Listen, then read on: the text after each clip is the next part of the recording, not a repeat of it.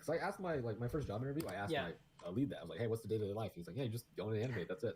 I'm like, yeah, I answered your question. That's the day-to-day life. You just go in and animate. There's nothing really, unique about it. It's not like, oh yeah, I go do this and this. It's just go in, get your assignments, film some reference, start working. That's it. And then get some help, talk to your leads, and review your work. Yeah. You see like a storyboard every time? I think we talked about that. Yeah, if there are boards. Okay. Yeah. Sometimes they're not. My work is generally not because it's a different type of animation. Okay. Being an animator. Talk about that then. Talk about that. Being an animator is it's hard. It's really hard. It's an artist in general. It's a hard job when you're creating subjective work.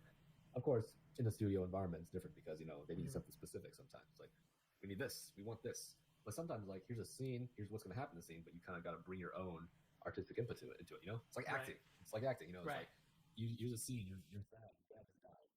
And you have to say these lines. Go. You can't just say these lines. You got to put your what's the word? Not effort, but like your artistic input, I guess. Yeah. And like being an animator is a very untraditional path. It's kind of becoming more so because I do work a 9-to-5 job. Yeah. That's pretty standard. I have my own benefits and stuff. But like, it's not easy being an animator. It's just a lot of hard work in a small competitive industry that you got to work hard for. Right. Yeah. You're a contract worker right now, right? Or yeah, of course. Most animators are, and that's another thing you got to deal with because being an animator, it's a very unstable life for the most part. Unless you get a really good staff job early on, you're going to be moving from place to place, city to city, job to job every couple of years. It's a lot harder to have a stable life as a younger animator, even as an older one too. I mean, is it more? Would you say it's more artistic or more technical then?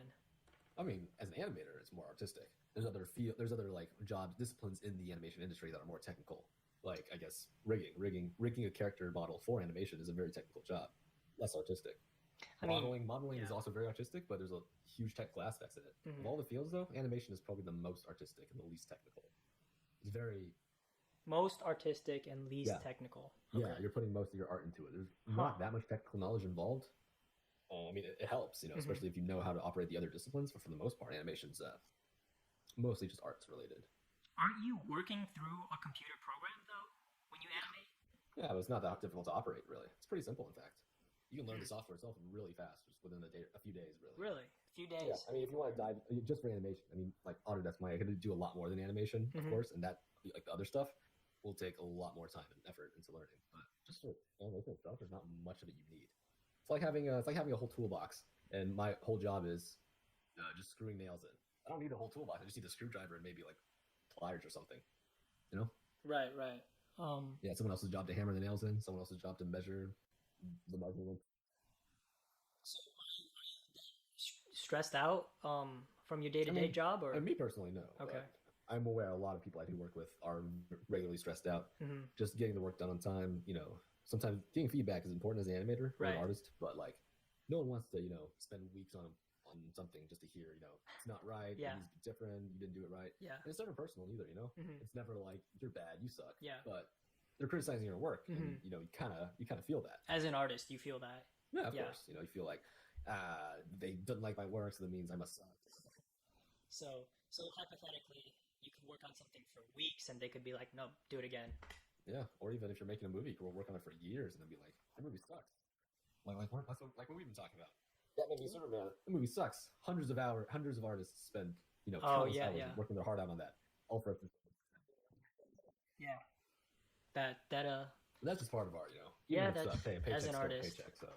See, because I never would have like viewed animators like that, to be honest. Like as I don't want to say as artists, but artists when you draw or create something, it comes from within, and it's very special to you a lot of times. So when people critique that, it's like it's very personal for them. So I never would have thought of it the same way, I guess.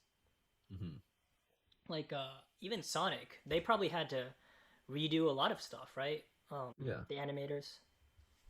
Oh yeah, I mean they basically had to redo the movie. The whole movie. I mean the parts with Sonic. Geez. They changed the model, so they have to change the animation to match. Although I did hear like not much of it was changed because. Well, yeah, because I heard like he looks way different from the first trailer. Yeah, when the first trailer came out, like it's not the entire movie was done. They still had a lot of work to do. So some parts weren't animated. Right, yet. right. So those parts didn't have to, So they can just take the new model and run with that for the newer ones, and then just redo the older ones. Redo like the older scenes. Yeah.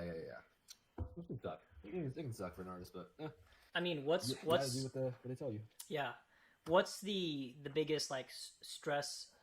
What's the biggest thing that animators stress about then? Is it deadlines or?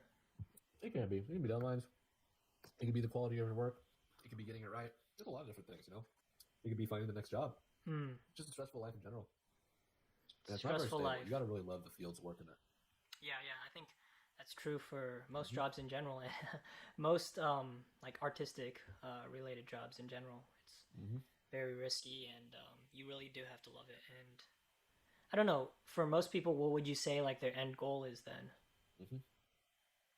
What for an artist? Yeah, for an Just to make cool animator, stuff, you know. Just to make cool stuff. Or sometimes just to have a job, you know. to have a job, to eventually be head animator. Or no, some people just want a paycheck. Just like a Yeah, regular 9 to 5. Some people like the artistry. Some people just want a job where they don't really hate it. And it's pretty fun. It's fun being an animator. Stressful. There's a lot of Talk about that. What's fun about being an animator? Because you're making something. You're making a tangible product that you can see, something people react to. Like if you're programming software for an insurance firm, sure people use that, and it's a tangible piece of software, but who really cares? It's just insurance software. If you're making a movie, you're making art, everyone knows what that is. Everyone knows what movies are. People know what video games are. So when you talk about it, something that you can enjoy, you're making a product that's almost for yourself, Yeah.